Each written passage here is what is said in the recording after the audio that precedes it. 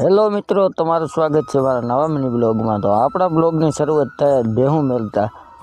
તો આપણે ભેહુંને ખાણમાં ઉતારી અને પાછા ઉતારીએ ઘરે, કેમ કે આપણે વાઢવા જવાનું છે જવાર। હવે તો આપણે જવાર વાઢ લઈએ। હવે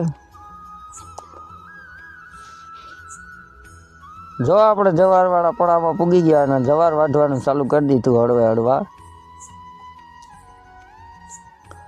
તો થોડીક જ વારમાં આપણી જવાર વઢાઈ ગઈ હતી અને આપણે બારી બાંધી હવે થઈ ગયા હાલતા।